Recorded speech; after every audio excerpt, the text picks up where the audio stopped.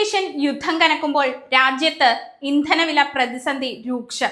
Iran US Israel യുദ്ധ പശ്ചാത്തലത്തിൽ രാജ്യത്ത് ആഗോള ഇന്ധനവില പ്രതിസന്ധി രൂക്ഷമാണ്.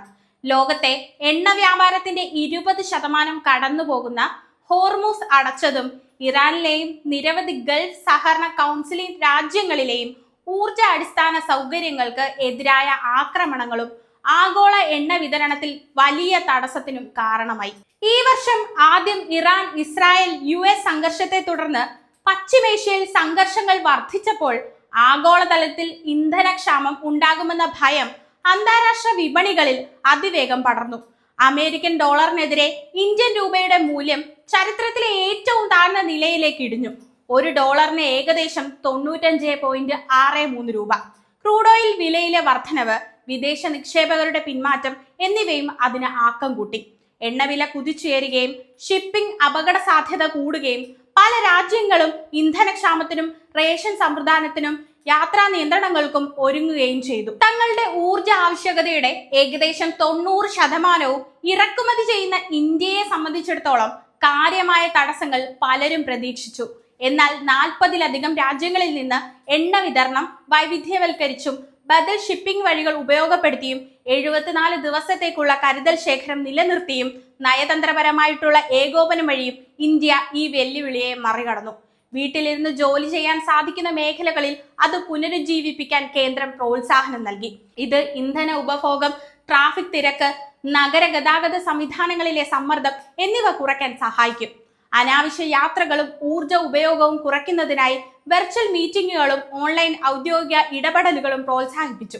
പെട്രോൾ, ഡീസൽ, പാചകവാതകം എന്നിവ വിവേകപൂർവ്വം ഉപയോഗിക്കാനും ബസ്സുകൾ, മെട്രോ, റെയിൽ സംവിധാനങ്ങൾ, പൊതുഗതാഗത ശൃംഖലകൾ എന്നിവയെ കൂടുതൽ ആശ്രയിക്കാനും പൗരന്മാരോട് നിർദ്ദേശിച്ചു. ഇന്ധന ഉപയോഗം ഒപ്റ്റിമൈസ് ചെയ്യാനും തിരക്ക് കുറയ്ക്കാനും കാർ പൂളിംഗും റൈഡ് ഷെയറിംഗും പ്രോത്സാഹിപ്പിച്ചു. ഇറക്കുമതി ചെയ്യുന്ന ക്രൂഡ് ഓയിലിനെ ആശ്രയിക്കുന്നത് കുറയ്ക്കുന്നതിനുള്ള ഇന്ത്യയുടെ ദീർഘകാല തന്ത്രത്തിന്റെ ഭാഗമായി പ്രത്യേകിച്ച് നഗര ഗതാഗത സംവിധാനങ്ങളിൽ ഇലക്ട്രിക് വാഹനങ്ങൾ വേഗത്തിൽ സ്വീകരിക്കുന്നതിന് സർക്കാർ ഒരേ സമയം ഊന്നൽ നൽകി. രാജ്യത്ത് പ്രതിസന്ധികൾക്കിടയിൽ ഇന്ധനവില ഉയർന്നാൽ അത് സാധാരണക്കാരുടെ ജീവിതത്തെ കൂടുതൽ ദുസ്സഹമാക്കും. പെട്രോൾ, ഡീസൽ വിലയിൽ ഉണ്ടാകുന്ന ഏതൊരു മാറ്റവും അവശ്യ സാധനങ്ങളുടെ വിലക്കയറ്റത്തിന് നേരിട്ടുള്ള പ്രധാന കാരണമാകും. ഡീസൽ വില വർദ്ധിക്കുന്നത് ചരക്കുകടത്ത് ചെലവ് കുത്തനെ ഉയർത്തും. ഇതോടെ പച്ചക്കറി മുതൽ നിത്യോപയോഗ സാധനങ്ങൾക്ക് വരെ വിപണിയിൽ വില വലിയ തോതിൽ വർദ്ധിക്കും. നിലവിൽ തന്നെ ജീവിത ചെലവ് ഉയർന്നതുമൂലം ബുദ്ധിമുട്ടുന്ന ജനങ്ങൾക്ക് പുതിയ ഇന്ധന വില വർധനവ് താങ്ങാനാവാത്ത സാമ്പത്തിക ഇരുട്ടടിയായി മാറും. ഇന്ത്യ തങ്ങളുടെ ഇന്ധന ആവശ്യത്തിന്റെ 90%-ലധികവും ഇറക്കുമതിയെയാണ് ഇന്ന് പൂർണ്ണമായും ആശ്രയിക്കുന്നത്.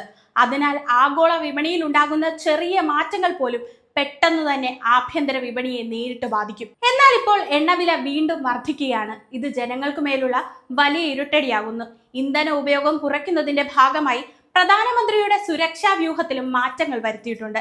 SPG പ്രോട്ടോകോൾ പാലിച്ചുകൊണ്ട് തന്നെ പൈലറ്റ് വാഹനങ്ങളുടെ എണ്ണം വെട്ടിക്കുറച്ചും കൂടാതെ സുരക്ഷാ സന്നാഹങ്ങളിൽ പരമാവധി ഇലക്ട്രിക് വാഹനങ്ങൾ ഉപയോഗിക്കാനും പ്രധാനമന്ത്രി നിർദ്ദേശം നൽകി. ഇതിനായി പുതിയ വാഹനങ്ങൾ വാങ്ങുന്നതിന് പകരം നിലവിലുള്ളവ ഇലക്ട്രിക് സംവിധാനത്തിലേക്ക് മാറ്റാനാണ് ഉദ്യോഗസ്ഥർക്ക് നിർദ്ദേശം നൽകിയിരിക്കുന്നത്. പശ്ചിമേഷ്യൻ സംഘർഷങ്ങളുടെ ഭാഗമായി ആകാശപാതകൾ അടച്ചതും ദീർഘദൂര പാതകൾ തിരഞ്ഞെടുത്ത് ചുറ്റിക്കറങ്ങി പോകേണ്ട സ്ഥിതിയുമാണ് മറ്റൊരു കാരണം. വിമാന ഇന്ധനത്തിന്റെ വില കുതിച്ചുയർന്നതോടെ എയർ ഇന്ത്യ പല സർവീസുകളും വെട്ടിക്കുറച്ചു. സാധാരണക്കാരന്റെ മേലിൽ അമിതഭാരം അടിച്ചേൽപ്പിക്കാതെ സർക്കാർ ഇടപെടണമെന്നാണ് പൊതുവികാരം. ഇതിന് പരിഹാരമുണ്ടാകുമെന്ന് ജനങ്ങൾ പ്രതീക്ഷിക്കുന്നു.